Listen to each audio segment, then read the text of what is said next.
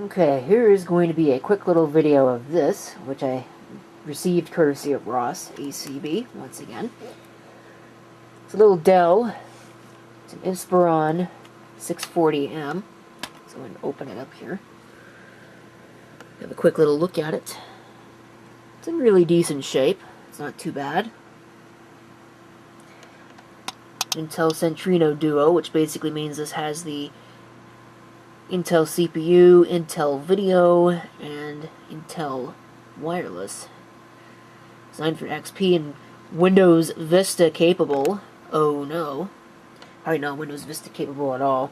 It's actually a Core Duo. I think it's a T2400, which is a little bit better than what was in the Tecra A8. But from my experience, the T2400 is seemingly a much better CPU, or this is definitely a much better system. One of the two, because it runs a lot faster. You see your trackpad, you don't get an eraser head, because of course it's not a Latitude. You get some media direct buttons at the front, volume control, and media controls, and home button. 2 speakers on the front. Glossy display panel, which I'm not so much of a fan of, but that's just the way it is. Usual lock indicators, Wi-Fi, Bluetooth, and then power, hard drive, and charge. I believe this has a good battery in it. On the side, we get an SD card slot there, which is just a blank. An express card slot here. Headphone microphone, FireWire, S-video output, cooling vent. Not a whole lot. This is actually the battery right here. Power supply input, 2 USB ports. VGA, Ethernet, modem, 2 more USB ports, and a DVD burner, which is not removable. Okay, Windows XP, license key. I don't think there's really much else that I can think of to say. Hard drive is under there. I don't actually remember what hard drive this has in it. The battery is good. So, I guess there's one thing. I think it's got a 100 gigabyte serial ATA drive in it, if I remember right. And I know it's got an odd amount of RAM. 2.5 gigs would be my bet. So let's go ahead and power it up. Go to setup utility. Here you can see what the system identifies itself as A10. Pretty sure there is not an updated BIOS for this thing at A10, but there might be. See, Core Duo, 1.83 gigahertz.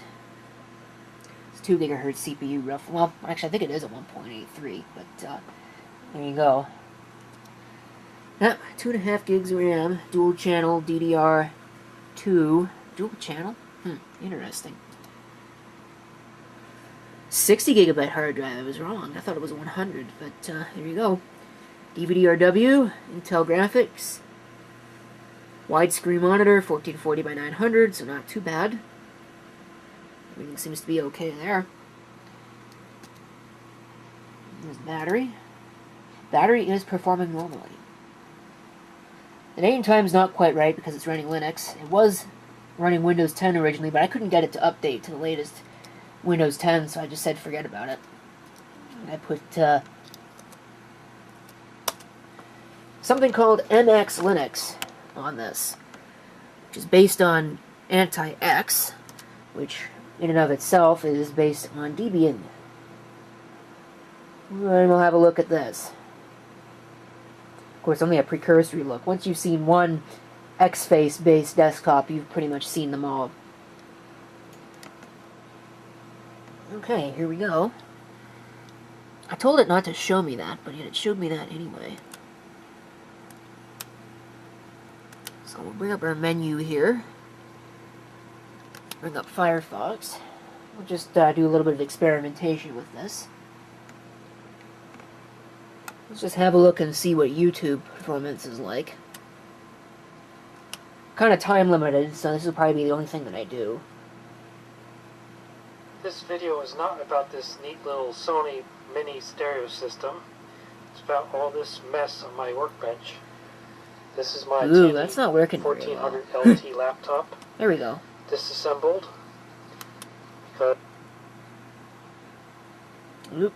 Because thanks to my viewers who have alerted me that there's a NiCad battery in this thing that's prone to leaking, I'm going to remove that and replace it with a modern nickel metal hydride battery. Taking apart all of this is actually not too difficult if you follow the service manual online for this machine. So this is not going to be a tutorial on how to take this computer apart and then put it. Well, it's working acceptably well. Had a little bit of trouble there at the beginning. It'd probably be a little better if I gave it something like AdBlock or something like that.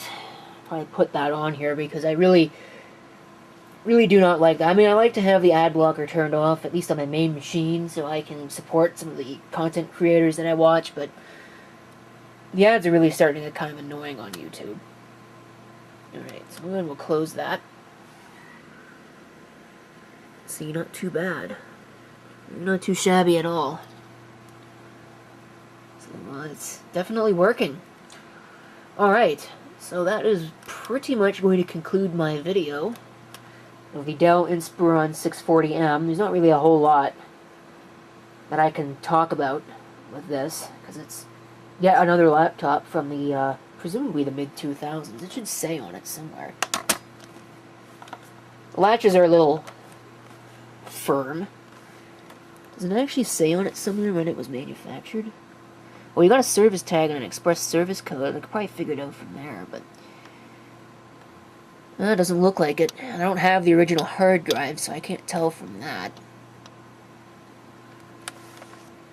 Let's see what the battery happens to say, if we can get the battery out.